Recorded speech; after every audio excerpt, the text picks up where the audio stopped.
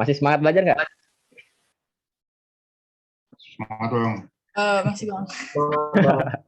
Semangat bang. Mantap. Oke, kita mulai ya. Ini gampang-gampang susah, susah-susah gampang. Jadi perlu perhatian dari kita semua ya. Terus kalau aku kan bukan manusia luar biasa ya.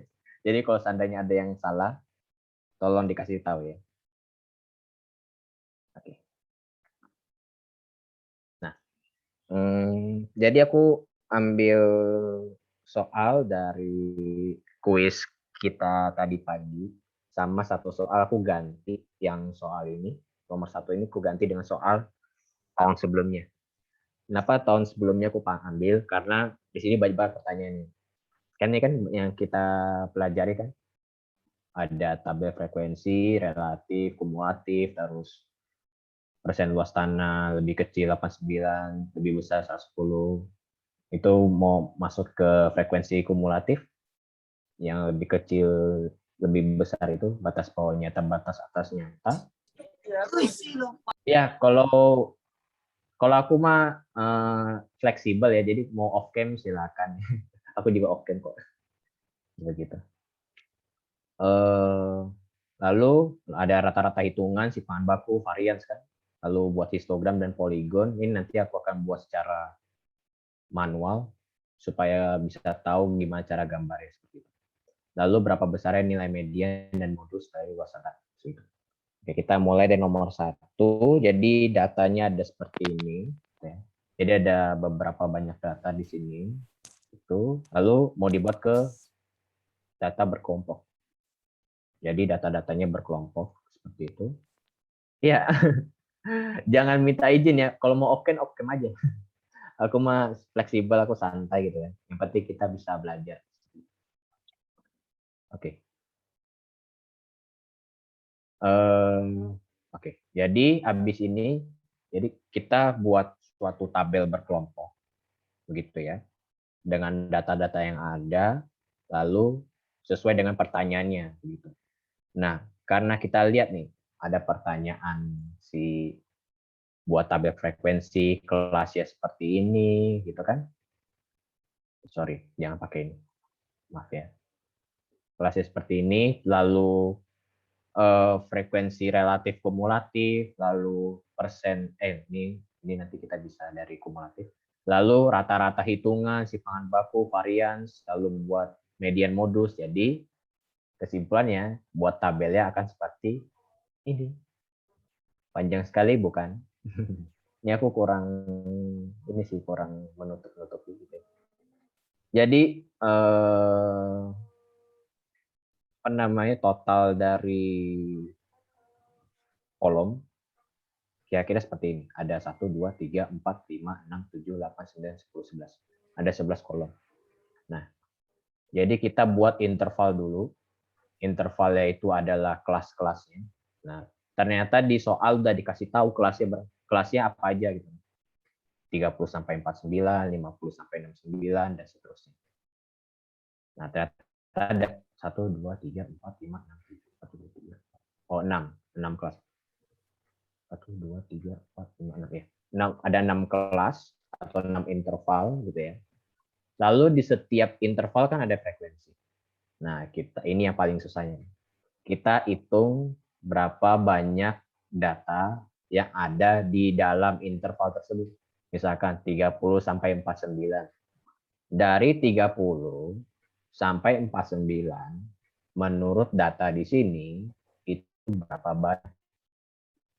Kalau aku hitung manual. Itu kan lihat manual kan. 30 sampai 49. Ada apa aja? Ada 32 kan? 32, lalu 45, lalu 47, lalu ada 39, 38, 38, apa lagi? 38, 1, 2, 3, 4, 5, 6, 7. Ya. Nah, jadi berdasarkan kita lihat secara manual gitu kan. Ya dan emang pasti hanya bisa manual sih, dilihat satu-satu gitu. Ternyata ada 7 data di interval 30 sampai 49. Karena ada 6 interval berarti dilakukan 6 kali gitu ya, untuk melihat frekuensi tersebut ke frekuensi. Lalu yang ketiga nilai tengah. Nilai tengah. Nilai tengah dapat dari mana nilai tengah? Nilai tengah itu dapat dari batas bawah nyata ditambah batas nyata. Ini aku kurang contoh perhitungan, oke nggak apa deh. Misalkan kelas interval pertama. Batas bawah nyata berapa? Sebenarnya lebih gampangnya sih dikurang 0,5. Dikurang 0,5 dan ditambah 0,5. Berarti kan 29,5. Salah.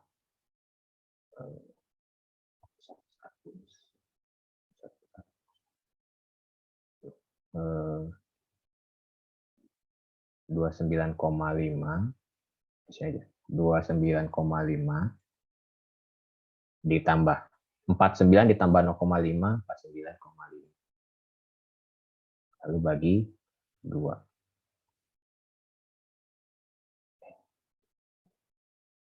Oke. Kira-kira berapa? Kalau aku hitung, harusnya benar sih. Karena aku udah hitung. 29,5 tambah 49,5 bagi 2, 39,5.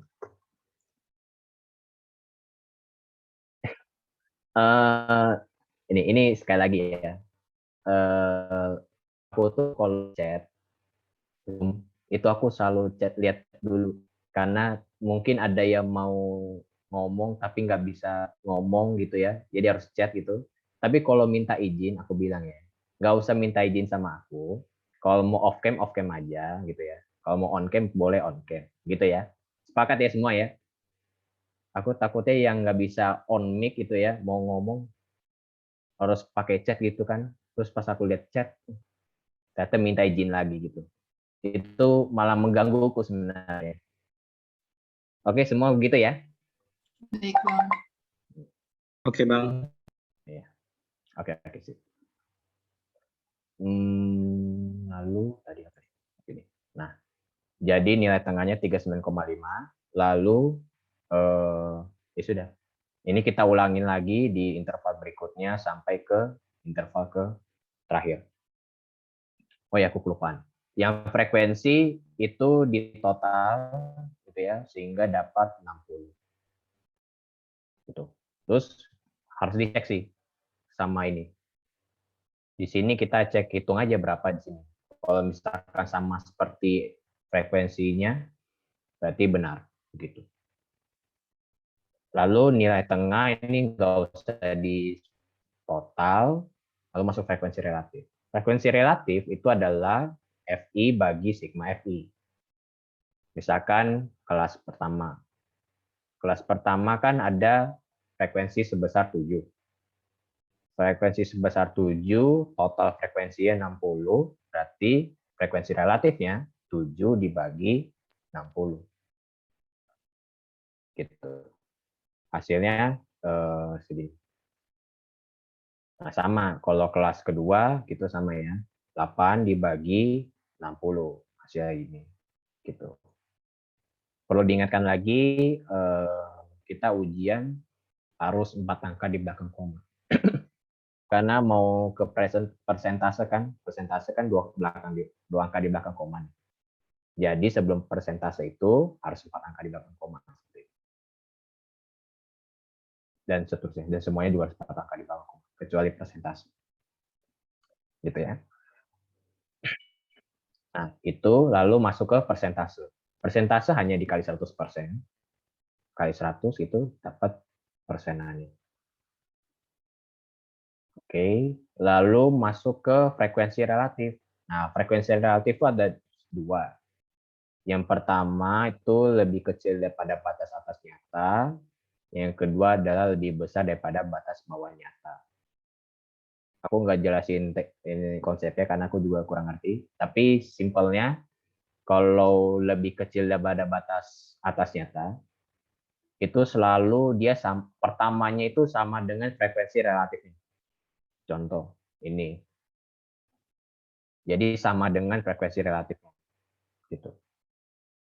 Tapi kalau batas bawah nyata itu dia salah satu. Itu aja sih gampangnya.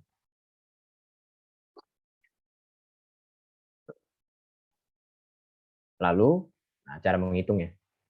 Kalau frekuensi relatif kumulatif kurang dari batas bawah nyata, itu dia caranya itu adalah zigzag. Biasanya zigzag kalau aku pikir. Zigzag. Jadi 0,1167 ini ditambah ini, itu hasilnya ini. Lalu ditambah lagi sini, hasilnya ini. Terus kayak gitu sampai jadi satu. Jadi pokoknya akhirnya itu satu. Kalau misalkan nggak satu gimana? Kemungkinan besar pembulatannya ada yang salah. Gitu. Jadi ya mohon pembulatan frekuensi relatifnya harus benar-benar benar, maksudnya harus benar gitu ya. Supaya nanti di frekuensi relatifnya nggak kelabakan jadi seperti itu ya. Lalu kalau misalkan yang batas bawah nyata lebih besar dari batas bawah nyata kan dari satu. Berarti aku pakai warna. Jadi dia ke sana juga ke frekuensi relatif, tapi dia dikurangi. Kurang baru ke sini. Kurang baru dia ke sini. Terus kayak gitu sampai dia sorry. Oh, sorry salah. Sorry maaf. Maafkan aku salah. Dia kurangnya bukan ke sana tapi ke sini dulu. Sini baru ke sini. Ke sini baru ke sini. Ke sini baru ke sini. Ke sana baru ke sana. Nah, sini sampai dia harus 0. Pokoknya kalau relatif kumulatif lebih kecil batas atas nyata, lebih kecil batas atas nyata, itu dia akhirnya harus 1. Kalau relatif kumulatif di bawah di atas batas bawah nyata, itu harus 0. Begitu.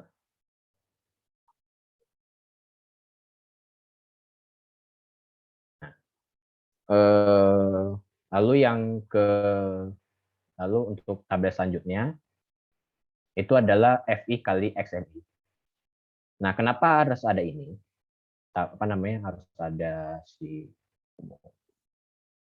ada si FI XMI. Ini mau mencari rata-rata. Kan tadi ditanyakan rata-rata. Tentukan rata-rata hitungnya. Rata-rata hitungnya rumusnya bagaimana? Sigma FI kali XMI bagi N. Begitu. Jadi kita tentukan dulu perkalian frekuensi dan nilai tengahnya, baru kita totalkan, baru kita bagi banyaknya data. Kira-kira seperti itu.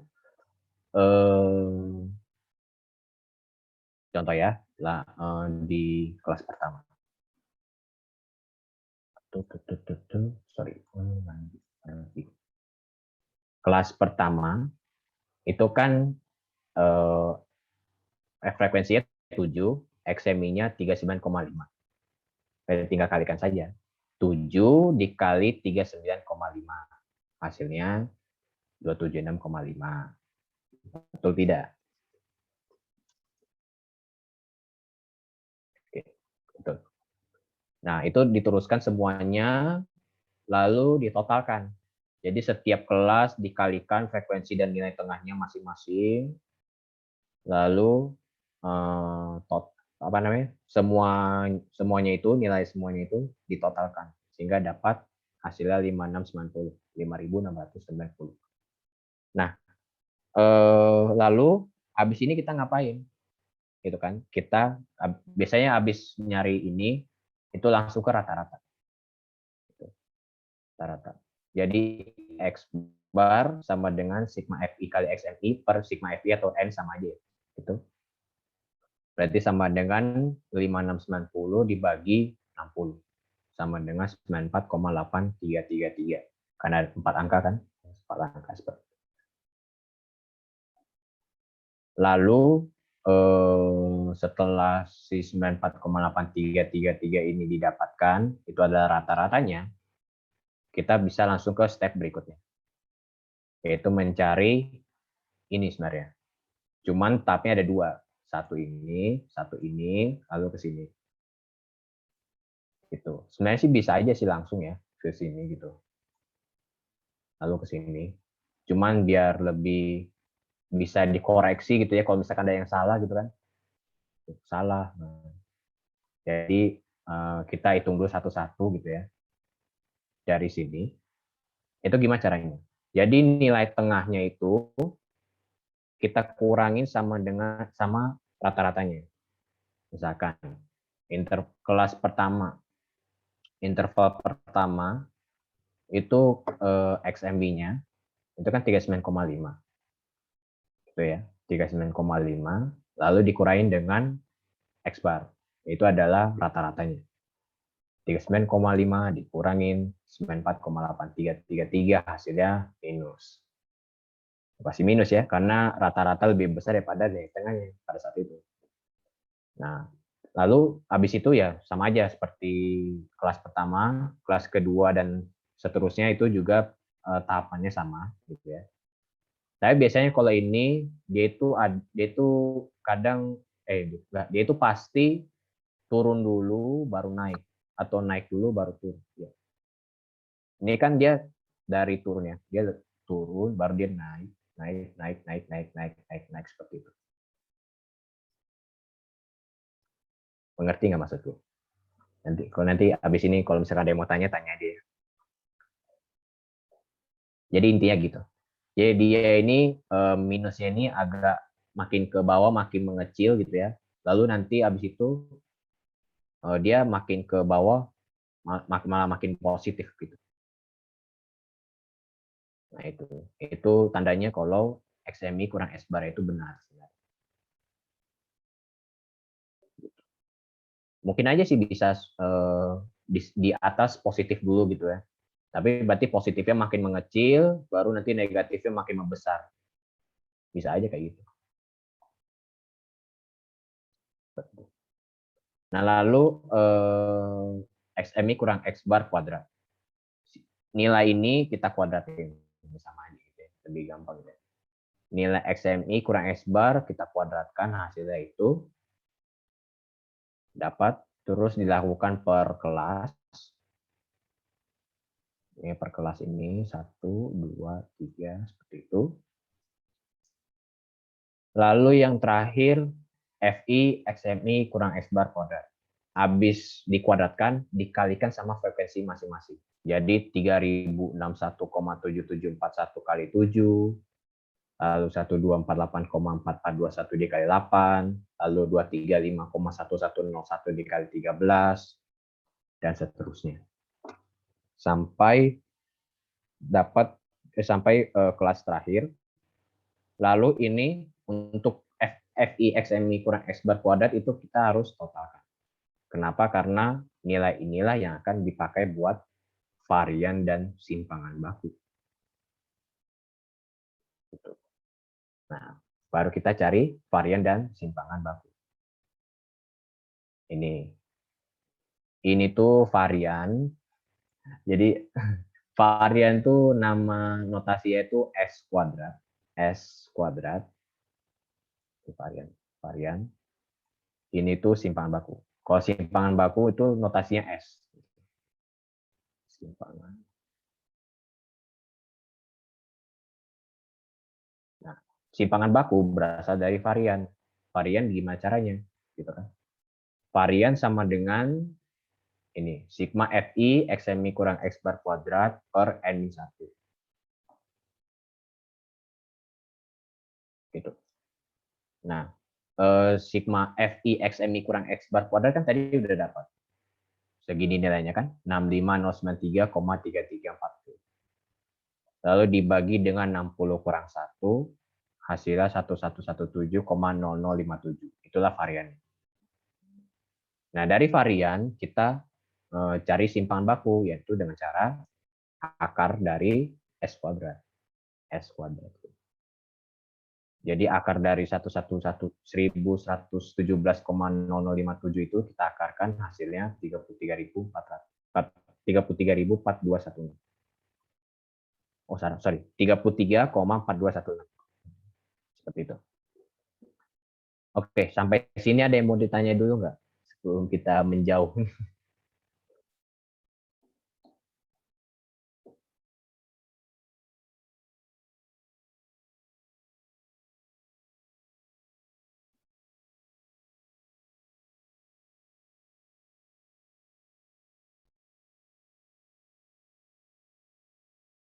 Apakah sudah mengerti atau ada yang mau ditanyakan? Kalau mau tanya, tanya aja ya. Jangan mau. Aku bukan dosen di sini.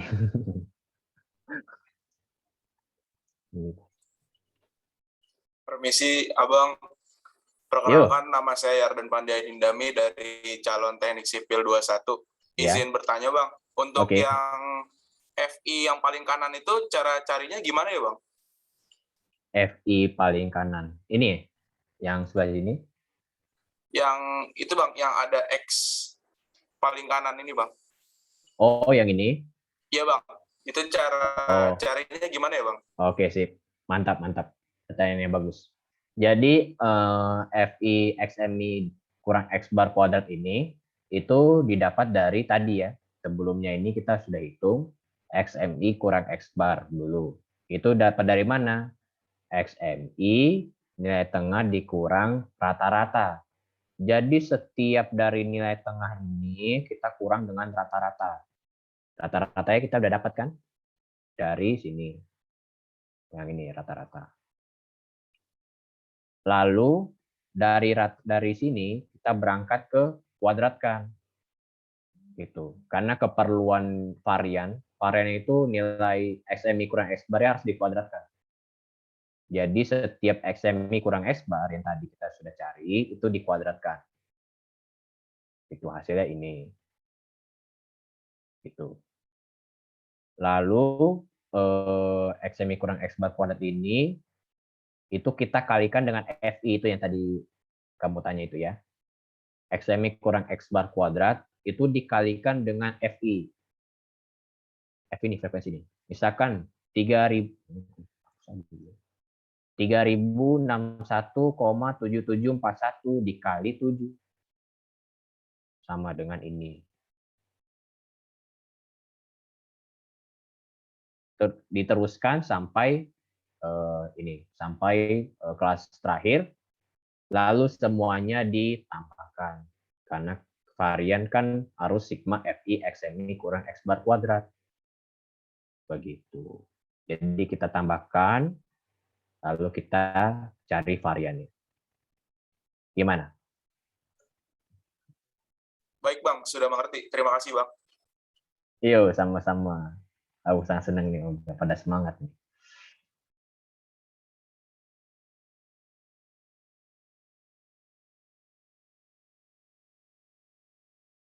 Oh, BTW salam kenal juga ya.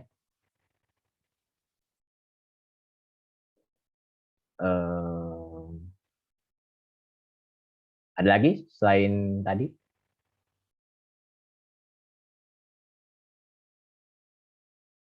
Mungkin masih bingung cari apa gitu. Boleh kok. Aku sangat open untuk bertanya.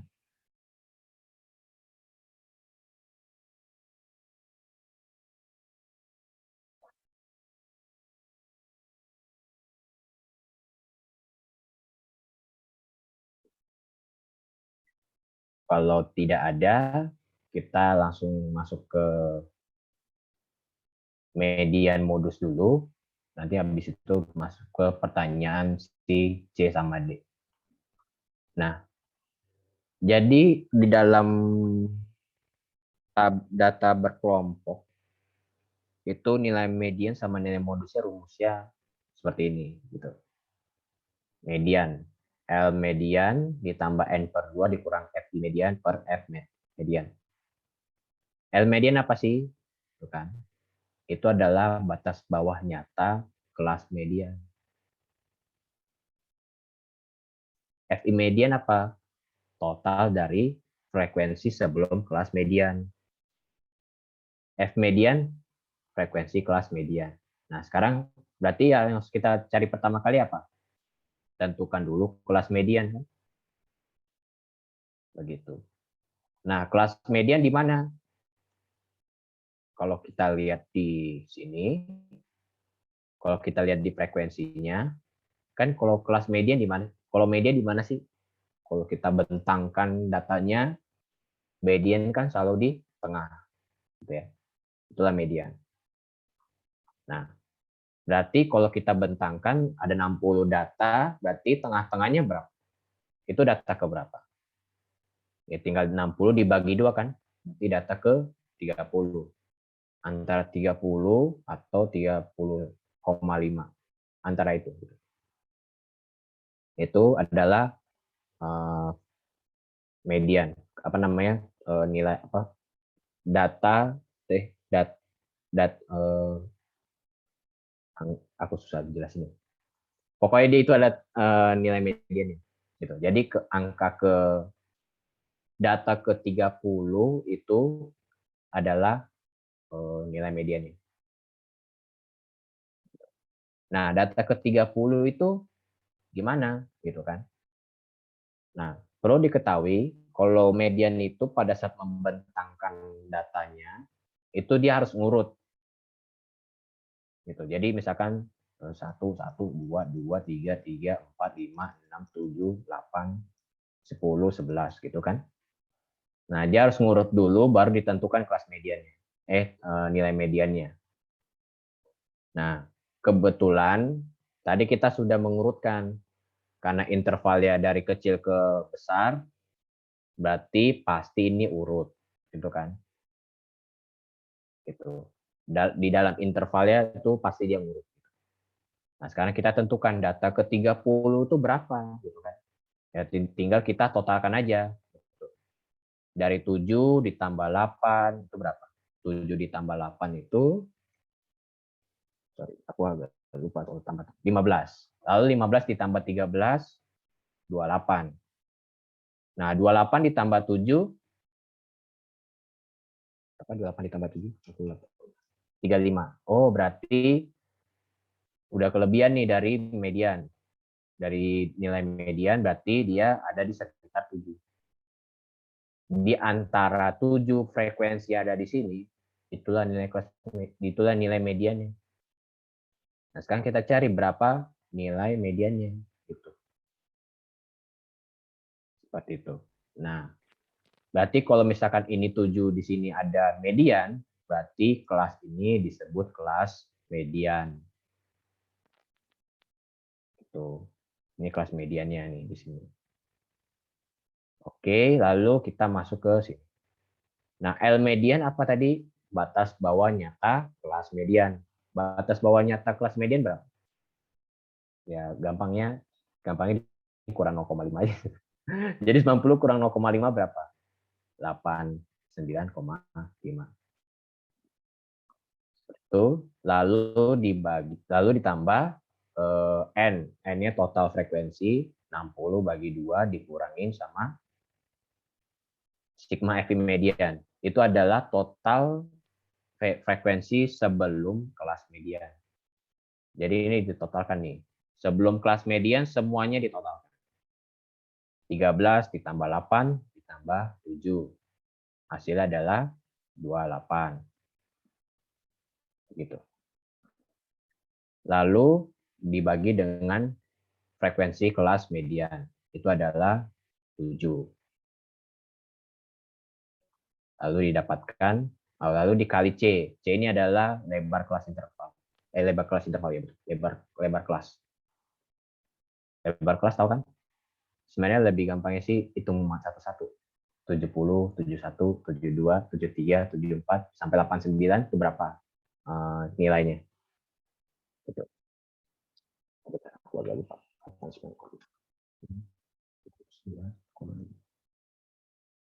Oke, atau enggak kita kurangkan saja batas atas nyatanya dikurang batas bawah nyata, itulah lebar kelasnya. Misalkan 90 sama 19. Berarti kan 109,5 dikurangin 90,5. Gitu. Sorry. 109,5 dikurangin 89,5 dikurang. 109,5 dikurangin 89,5. Hasilnya 20. Gitu.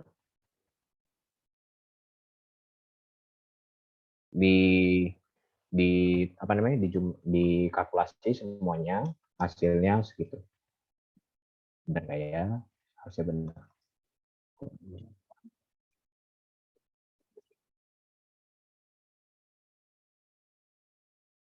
Kali itu.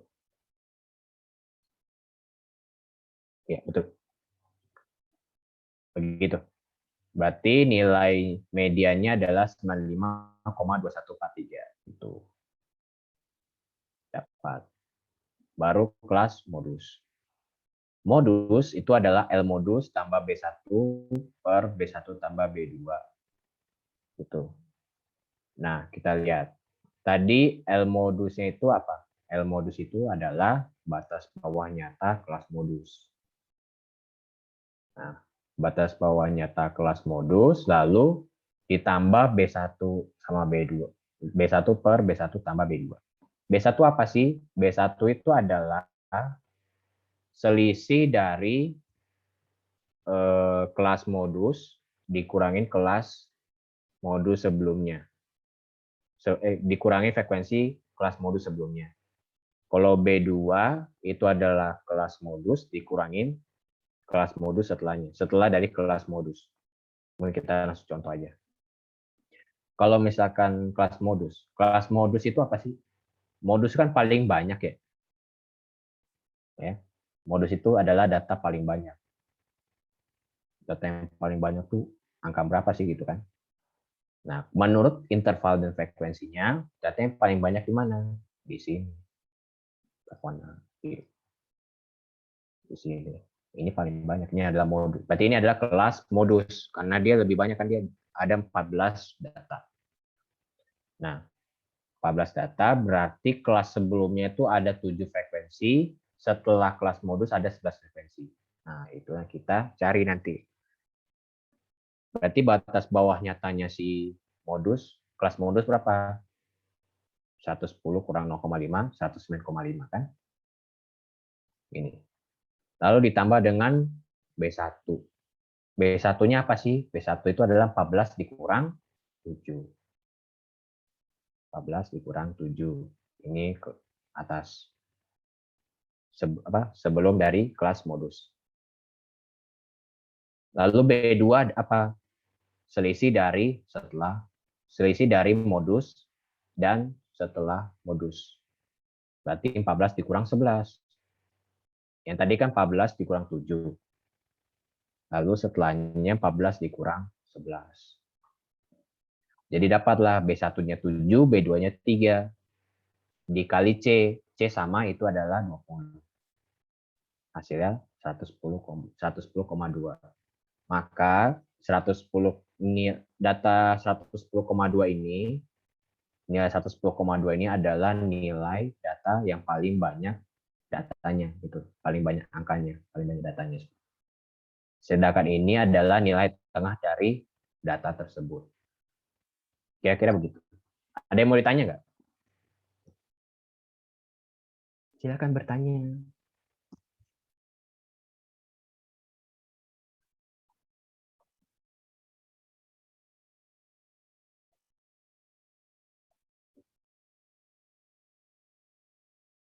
Atau mungkin ada pekerjaanku yang salah gitu.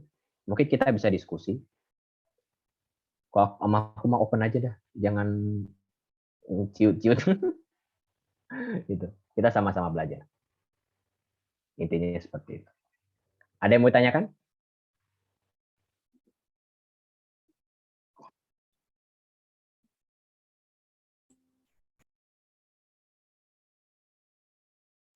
Udah paham, Bang. Mantap. Berarti ujian tentang ini bisa ya minggu depan.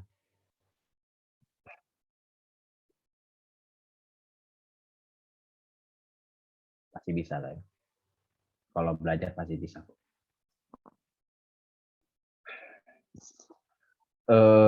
Sudah, habis itu kita masuk ke kalau misalkan nggak ada yang mau tanyakan, mungkin kalau di akhir ada yang mau ditanyakan gitu ya, boleh. Aku sangat memperbolehkan kalian untuk bertanya sih, gitu. Nah, sekarang kita ngomongin tentang C dan D.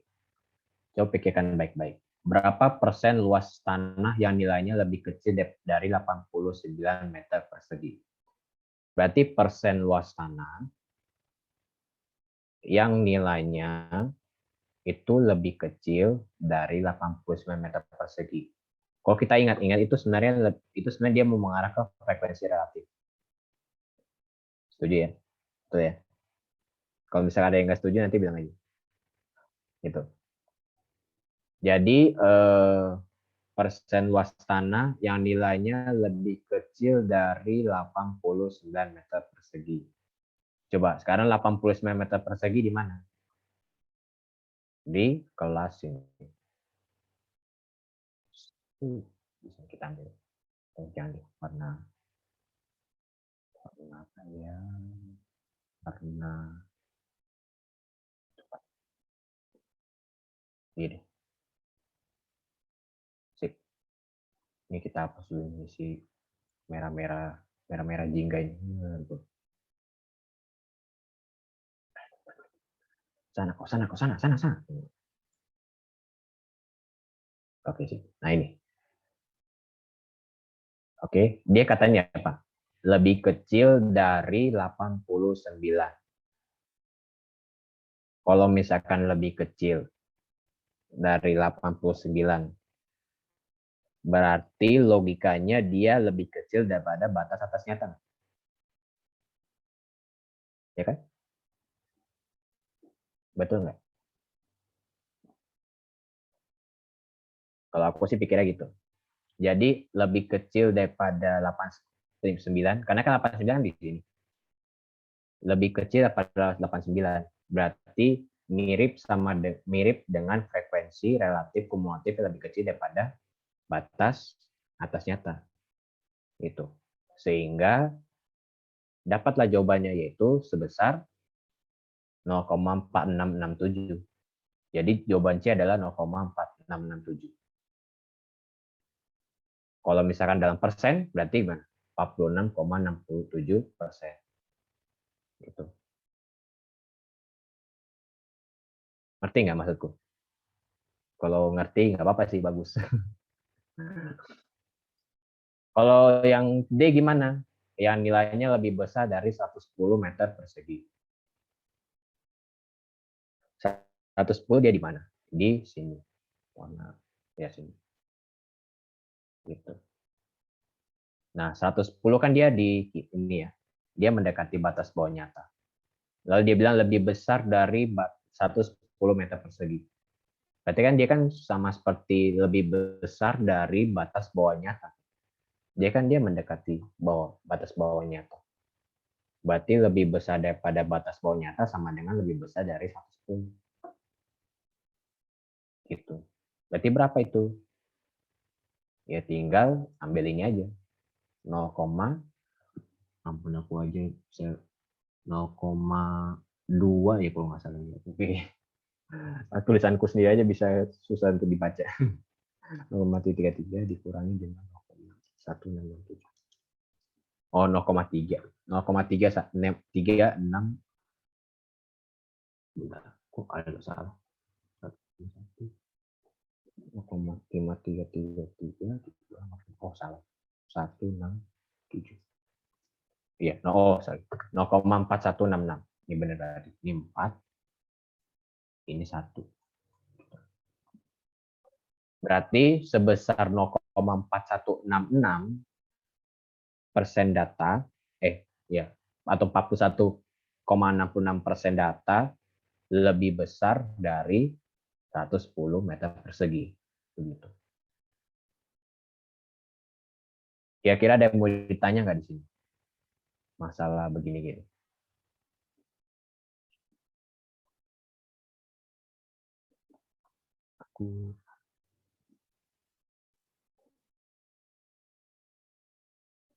Ada yang mau ditanyakan?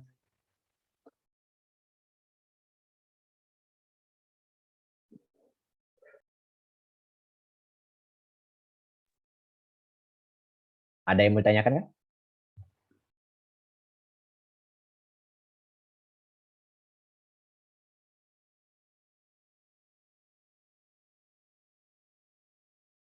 Kalau misalkan nggak ada, oke, nggak apa. Mungkin masih perlu untuk diolah gitu ya, yang apa? Masih perlu memikirkan yang lebih hebat. Nggak jelas banget aku ya. Oke, habis itu kita masuk ke histogram dan poligon. Histogram dan poligon itu kita, karena aku gak gambar, jadi aku agak susah. Gimana ya aku gambar ya? Sebentar ya.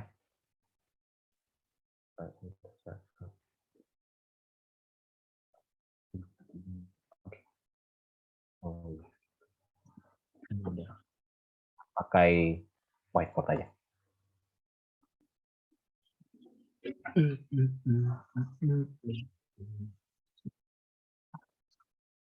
Cara menggambar histogram. Histogram itu sama seperti diagram batang. Bedanya histogram suka mendekat. Kenapa mendekat? Karena dia pakai nilai batas bawah dan batas atas. Ini ya, kita gambar suatu grafik sumbu X dan Y gitu ya. Ini misalkan ini. Coba kita lihat. Ada 30 sampai 49.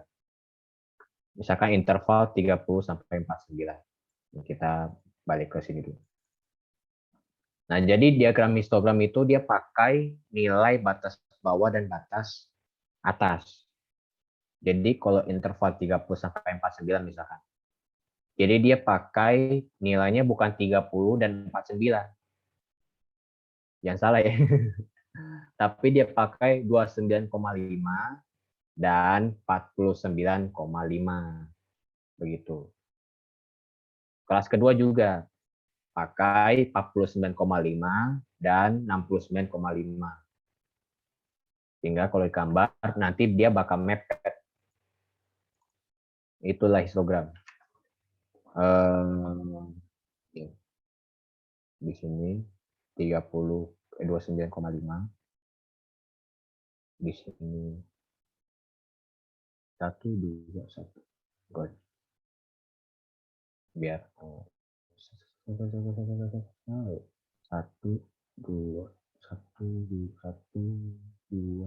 3, 4, 5, 1, 2, 3, 4, 5.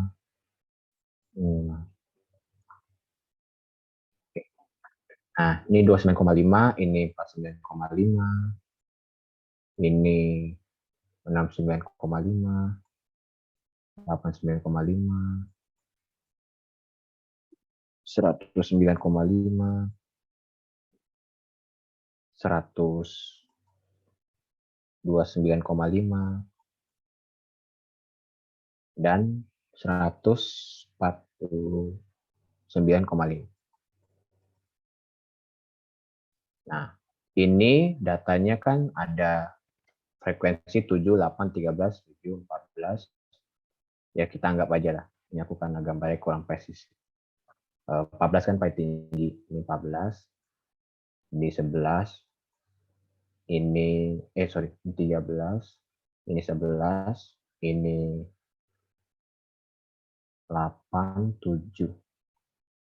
14, 13, 11, 8, 7 ya. 8, 7. Jadi gambarnya harus ini ya, harus skala. Nah, kelas pertama intervalnya itu dia ada 7. Berarti dia gambarnya seperti ini.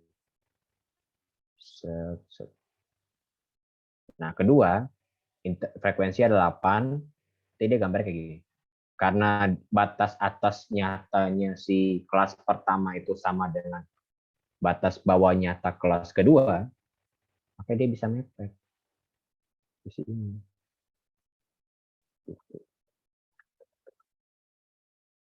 Lalu ketiga juga sama, karena sama kan ya. Sini, sorry, 13 deh. 13, lalu 7, dia 7 di sini, 7 sini, lalu 14. Naik ke puncak gunung. Oke. 14. Lalu ke 11. Nah, sip. Nah, beginilah kira-kira. Ini histogram. Kalau poligon gimana? Biasanya histogram dan poligon itu nyatu gitu ya. Nah, biasanya tuh grafiknya nyatu. Tapi kalau misalkan disuruh buat pisah ya, tapi sama aja. Jadi dia itu kalau poligon dia pakai nilai tengah. Jadi nilai tengah dari setiap kelas itu disambung-sambungin gitu. Nah, itulah poligon. Dari 0 sampai ke 0 lagi dan dia sambung-sambungin. Misalkan nilai tengahnya si kita balik lagi. Nilai tengahnya kelas pertama kan 39,5. Nilai tengah kedua 59,5 dan seterusnya. Berarti kita gambar di sini tadi di sini itu 39,5. Lalu keduanya itu 59,5 dan seterusnya. Nah, supaya mencepat gitu ya, cepat waktu. Karena takutnya nggak keburu ke peluang. Oke, sini lalu sini. Nah, kita ini kita sambung-sambungin. Set. Nah, inilah poligon.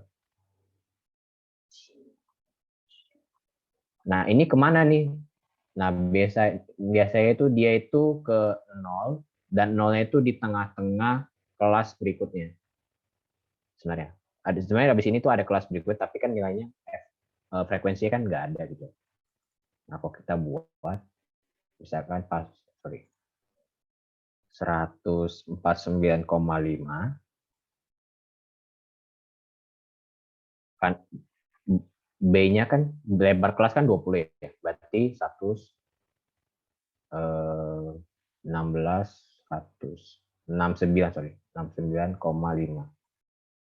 Nah, ini tengah-tengahnya di sini kita sambung. Nah, inilah poligon. Gitu kira-kira. Mungkin ini udah selesai sih untuk nomor 1. Ada yang mau ditanyakan nggak?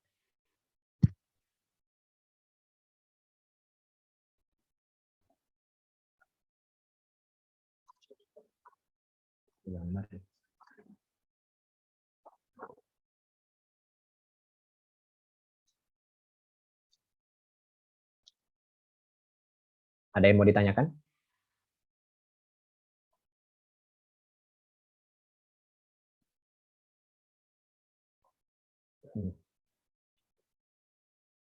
Kalau misalkan bingung gitu ya, jangan malu-malu. Tanya aja. Pasti aku jawab.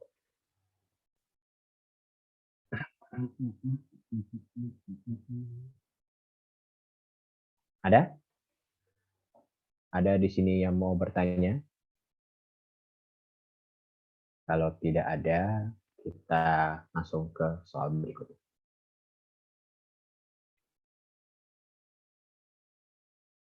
Sekarang ini soal kuis kita kan? Begitu Bang. Kenapa? Ada yang mau bertanya?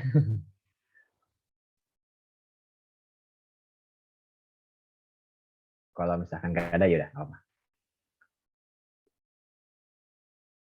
Bagus sih kalau kalian mengerti. Tapi kalau nggak mengerti langsung tanya aja. Nah, ini soal kuis kita. Tadi pertama bukan soal kuis kita, tapi karena pertanyaannya banyak sekali gitu ya, dan lumayan merangkum data berkelompok kita tadi untuk belajar. Pas belajar di Start Pro gitu ya.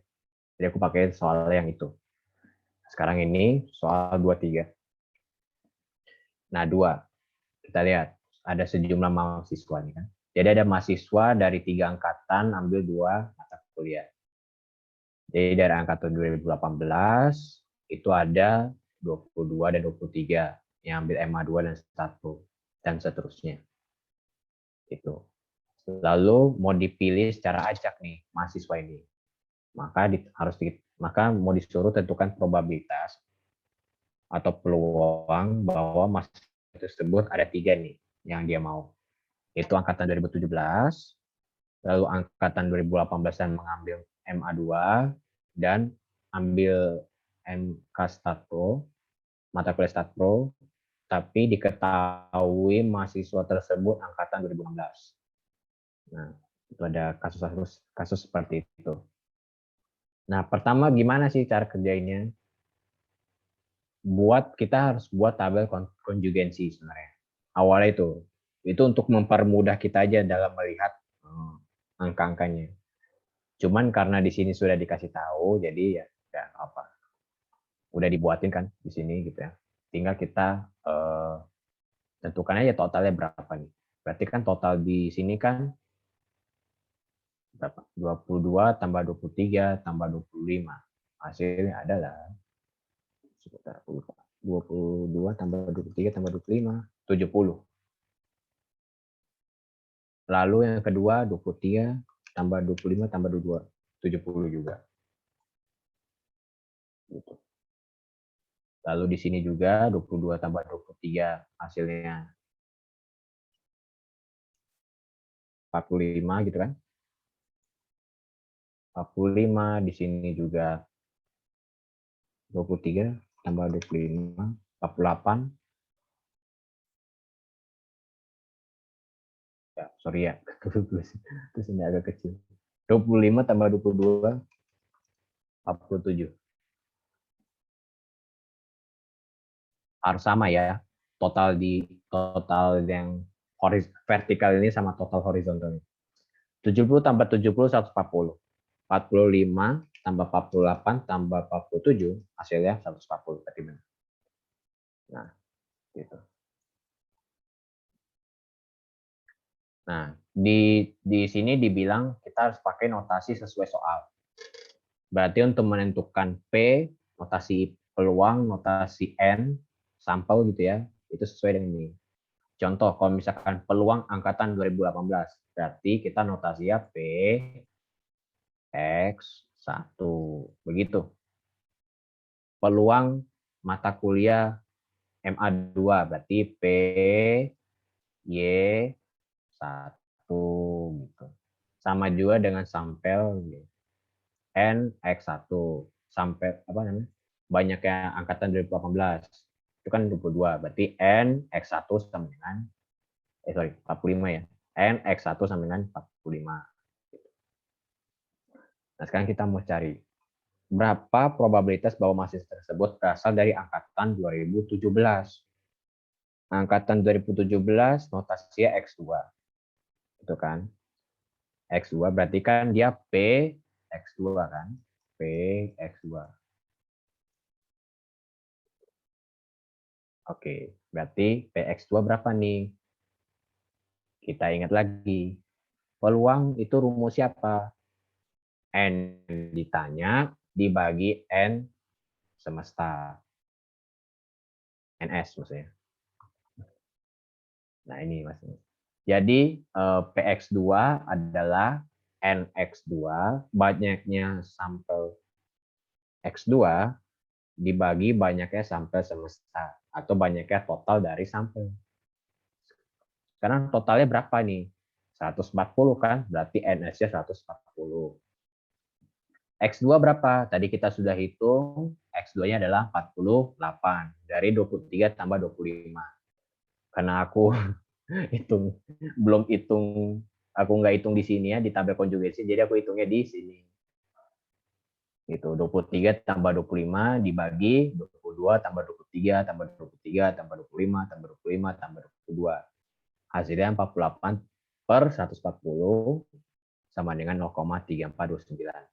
Ingat ya, ini tuh ada penjelasannya. Jadi kalau misalkan cuma jawab sampai sini, mungkin aja dikurangi nilainya. Harus begini. Probabilitas mahasiswa tersebut berasal dari angka 2017 adalah 0,3429. Atau kalau dalam persen, 34,29%.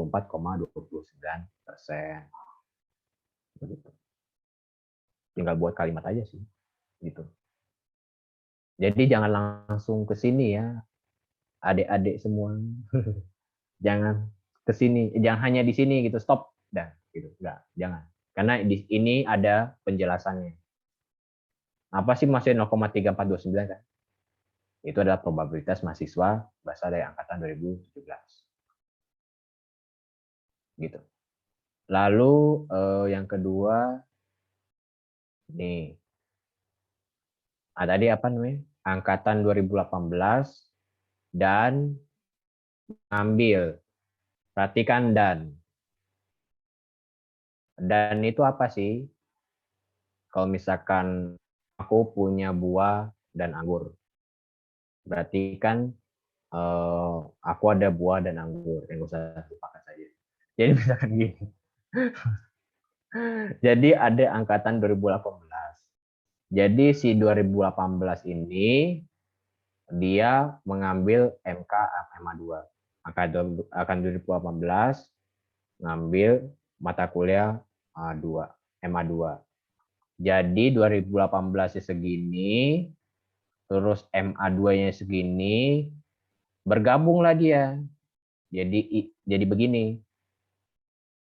Nah, inilah maksudnya sih angkatan 2018 dan MA2. Ini 2018 dan MA2. Nah, ada yang tahu kalau ini namanya apa? Iya, betul. Irisan. Jadi, si 2018 dan MA2 ini adalah, di sininya ini yang hitam ini adalah irisan. Irisan dari 2018 yaitu adalah si X1 dan MA2 yaitu adalah Y1. Berarti kalau notasinya gimana?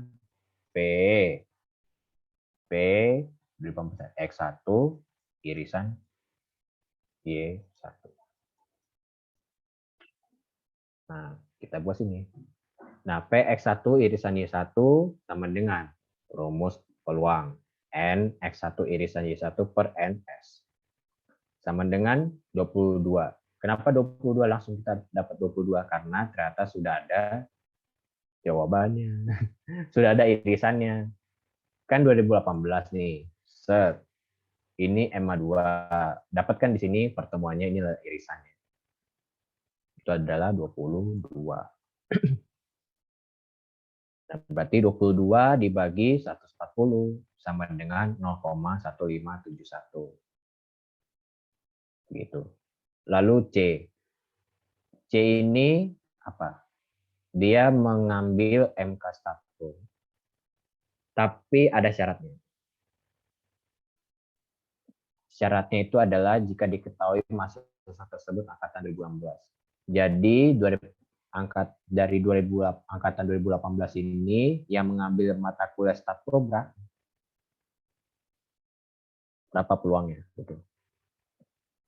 Berarti harus ada syarat yang membatasi si peluang ini supaya keluar apa yang diminta di C. Gitu. Syaratnya ini apa? Mahasiswa tersebut harus angkatan 2016. Jadi gimana caranya? Itu kan. Nah, kalau misalkan peluang bersyarat, ada yang tahu kan? Peluang bersyarat gimana? P. Nah, ada 2 kurung di sini. Syarat selalu di belakang. Yang ditanya selalu di depan. Ini aku bilang depan di sini, belakang sini. Nah, di belakang mana? Lihat. Tadi syaratnya apa? 2016. 2016 apa? X3 berarti sini X3. Lalu satu row apa? Y2. Berarti PY2 X3 gitu. Nah, habis itu kita cari deh PY2 X3. Peluang bersyarat. Rumusnya apa? Peluang irisannya dibagi peluang syaratnya. Gitu ya. Jadi PY2 X3 sama dengan PY2 irisan X3 bagi P X3 sama dengan NY2 irisan X3 per NS bagi NX3 per NS. NS-nya bisa dicoret jadi 22 ditambah NX3. NX3-nya kan aku belum hitung jadi aku hitung manual. 25 tambah 22 sama dengan 0,4681. Jadi yang ambil mata kuliah Statro jika diketahui mahasiswa tersebut angkatan 2016 sebesar 0,4681. Begitu kira-kira. Ada yang mau ditanya enggak untuk peluang ini?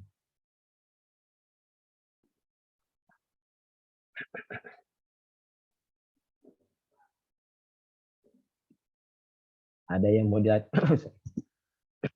Ada yang mau ditanya enggak? Mari bertanya.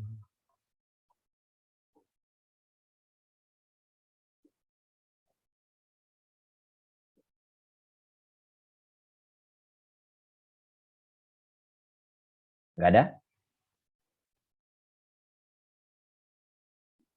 Aku takut kalian tidur.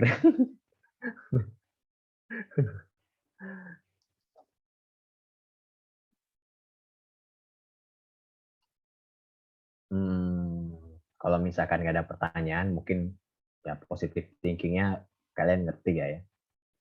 Bagus sih kok kalian ngerti. Dan aku harapkan kalian ngerti. Dan juga aku sendiri. Oke, itu jawabannya.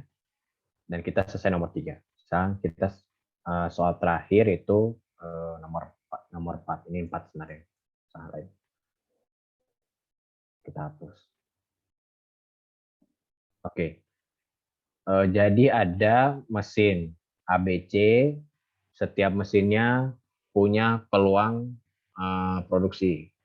Jadi si mesin A punya 60%, si B 30%, si C 10%. Dari total jumlah barang suatu pabrik. Lalu persentase barang yang cacat dari masing-masing mesin. Jadi si mesin buat produk, lalu dilihat produknya cacat. Nah, jadi ada syarat kan? Syaratnya dibuat dulu kan? Syaratnya dibuat dulu. Berarti kan buat dari mesin. Berarti syaratnya adalah mesin, lalu peluang dari si barang cacat. Nanti kita lebih paham lagi pada saat kita membuat notasi. Itu adalah 22%, 3%, 4%. Jadi mesin A itu di mesin A itu 2%, di mesin B 3%, di mesin C 4%. Jika suatu barang dipilih secara acak dan ditemukan rusak, tentukan probabilitas bahwa barang tersebut berasal dari mesin C. Itu.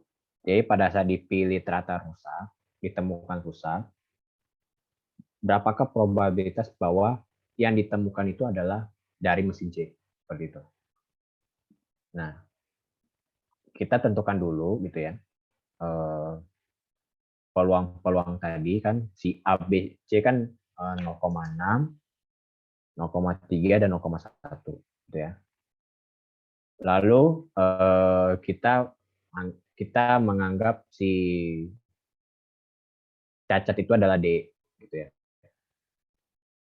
Si cacat itu D. Nah, tadi apa dia? Persentase yang cacat dari masing-masing mesin.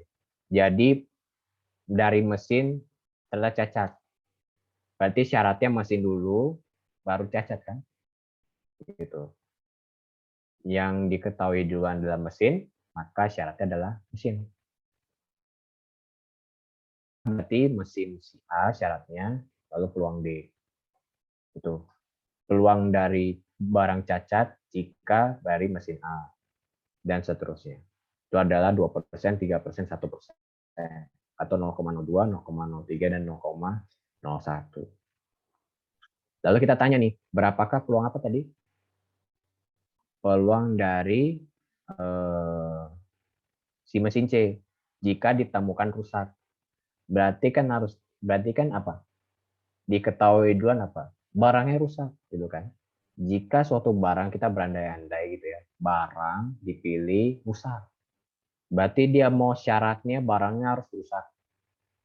Baru kita mau cari tahu berapa probabilitasnya, peluangnya bahwa barangnya rusak ini dari si C. Gitu. Jadi syaratnya itu adalah si rusak itu. Gitu. Rusak, lalu peluang si C. Nah, berapa? Itu sama dengan rumus dari peluang bersyarat. Gimana? P C irisan D per P peluang D. Nah, sekarang peluang C irisan D nggak tahu berapa. Peluang irisan D nggak tahu juga berapa, gitu kan? Nah, kita hitung.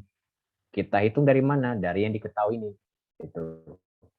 Nah, kalau misalkan masih ingat gitu ya, dan sebenarnya itu adalah materi kita juga. Ini kan juga sama dengan yang ini. Sorry, jangan. Ini kan juga sama dengan rumus ini kan, hampir sama kan, gitu. Iya. Gitu. Nah, jadi ini tuh sama dengan rumus peluang bersyarat, gitu ya, sama aja. Lalu kita logika aja, gitu. Logikanya itu kita kali silang. Kan kita mau cari si ini kan C apa namanya C irisan D itu. Terus dari DA D irisan A PA. Berarti PD irisan A sama dengan PD bersyarat. A sebagai bersyarat dikali PA. Nah, begitu juga dengan DB dan DC. Gitu.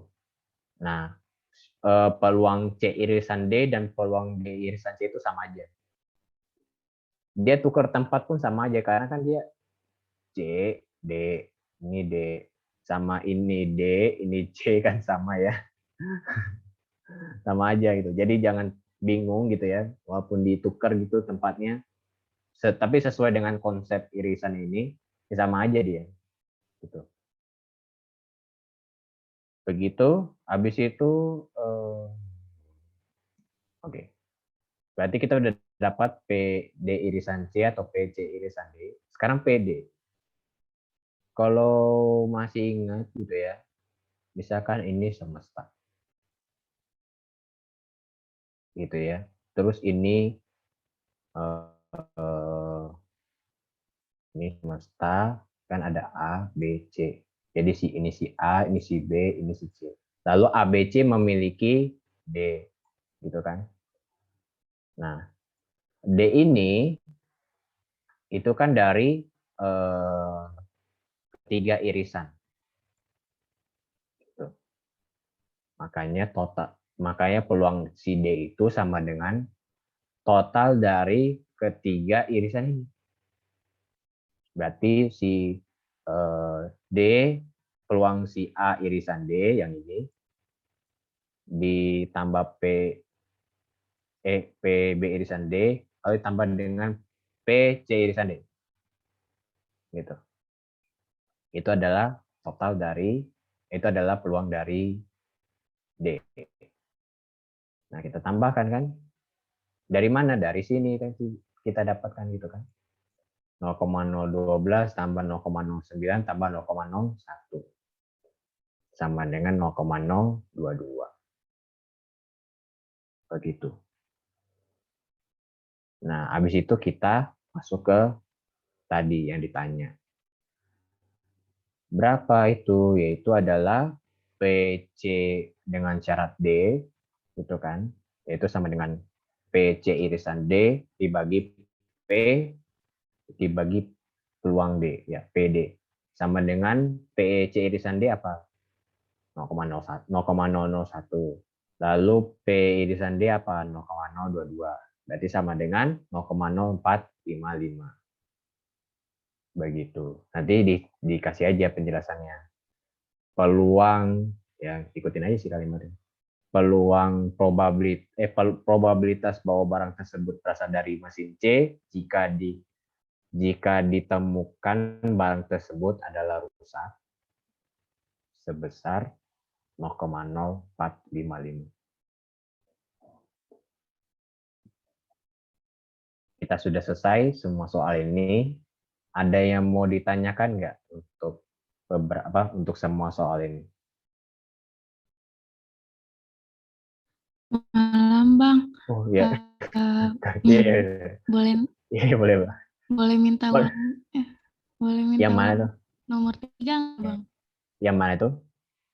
Yang barusan Abang jelasin. Oh, oke, sip. Ya, makasih Bang. Oh iya, sama-sama. Gini, jadi barusan ku jelasin apa ya? Ini barusan ku jelasin.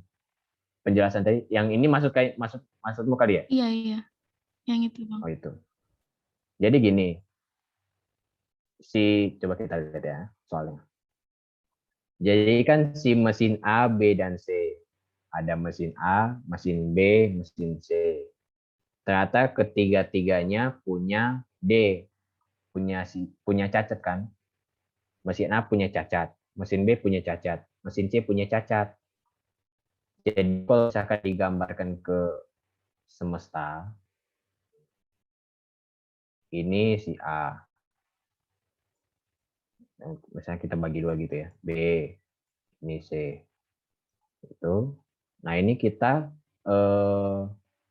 ya ini. Nah itu dia ada D gitu.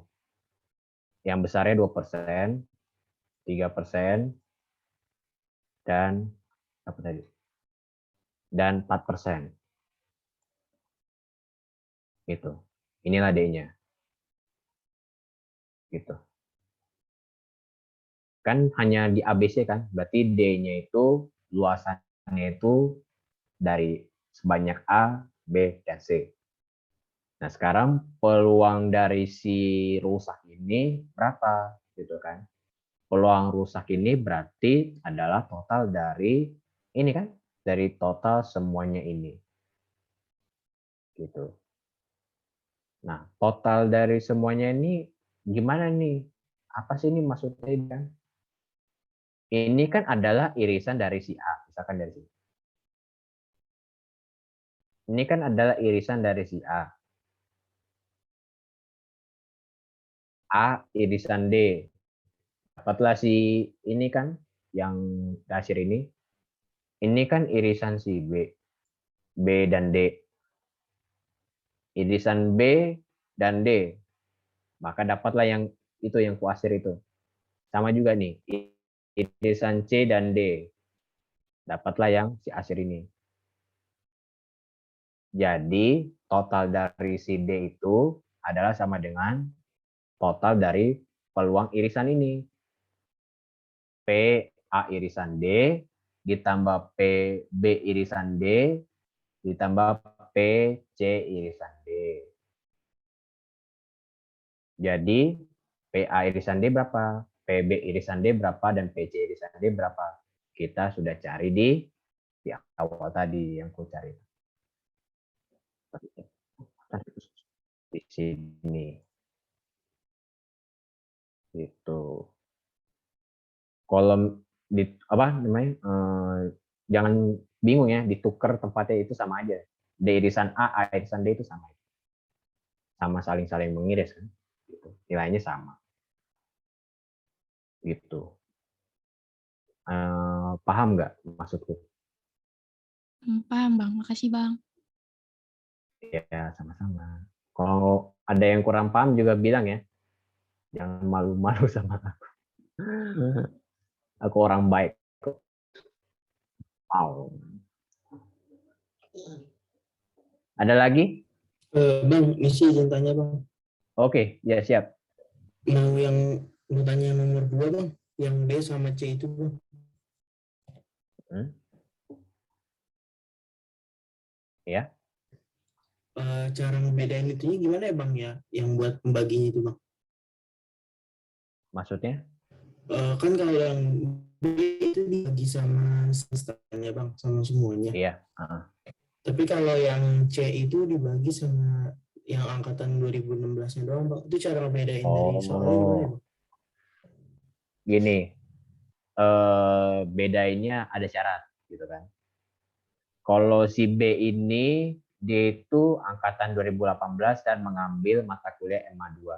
Jadi dia tidak ada syarat, dia cuma butuh 2018 dan mengambil MA2. Jadi nggak ada syarat ya harus harus apa gitu enggak gitu. Makanya dia dibagi dengan semesta atau total dari sampel. Nah, kalau C kelihatan kalau di kalimat ini.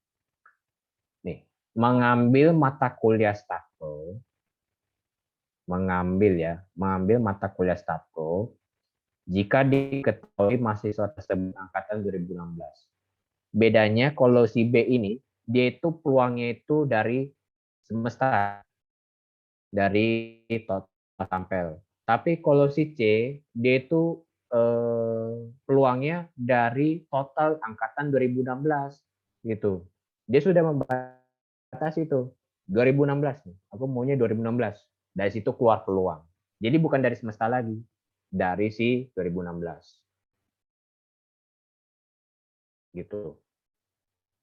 Kalau dilihat dari kalimat sini, mengambil mata kuliah Statpro jika diketahui mahasiswa tersebut angkatan 2016. Jadi tahu dulu angkatan 2016, nih. Dari angkatan 2016 ini yang mengambil mata kuliah Statpro itu berapa? Berarti kan peluangnya kan dari si total angkatan 2016 kan, bukan total dari semua angkatan. Kira-kira begitu. Makanya rumusnya beda. Rumus si B dan si C beda. Si C ini adalah peluang bersyarat. Dia punya syarat. Syaratnya harus 2016. Sedangkan si B dia nggak punya syarat. Jadi dia berasal dari semesta peluangnya. Kalau aku nangkapnya seperti itu sih. Untuk menjelaskan. Nangkap nggak maksudku? Nangkap bang, makasih ya bang. Iya, sama-sama.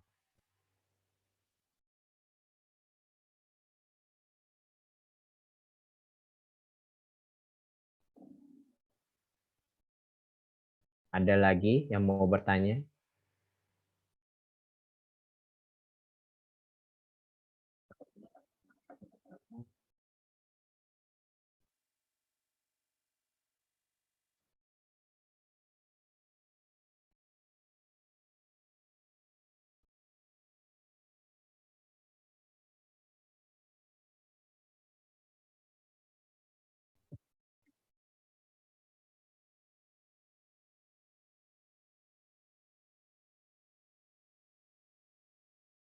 Ada lagi yang mau bertanya kah?